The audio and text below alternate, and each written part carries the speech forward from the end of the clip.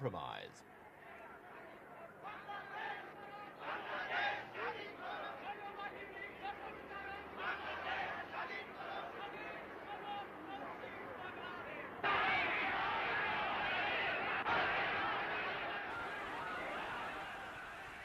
As the independence fever swept through the country, even Maulana Bashani, an old political rival of Sheikh Mujibur, offered his support. Bashani said that if the president does not hand over power to the elected representatives of the people, meaning Sheikh Mujibur's Awami League, he and the Sheikh will lead a massive campaign of liberation.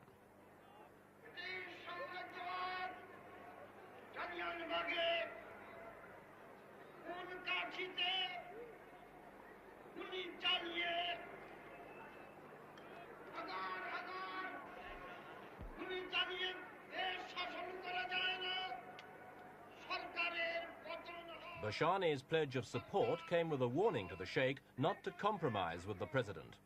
It's better to be a hero, he said, than a prime minister.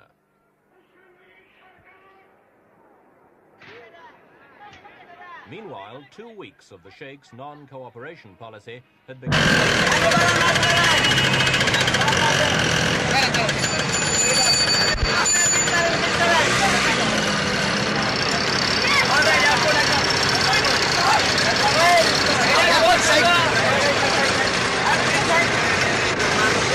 Province.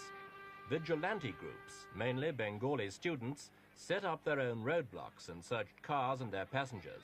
Any driver unable to speak fluent Bengali was immediately...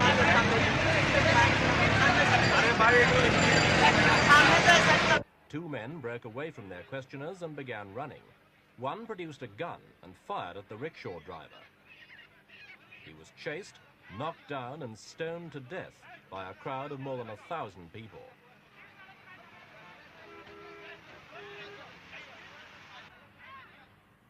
Within minutes, troops were on the streets dispersing the crowds. Quickly and efficiently, they set up positions at strategic points.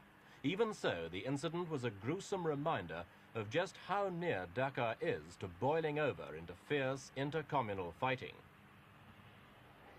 To prevent the situation getting any worse, President Yahya Khan flew into Dhaka for talks with Sheikh Mujibur.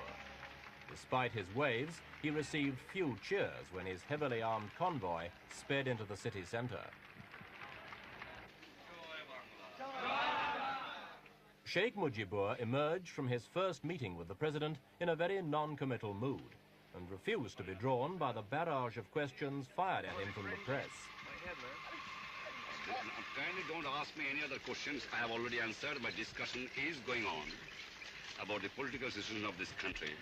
And discussion will continue because it is not a very matter of 1 or 2 minutes. You require sufficient time to discuss.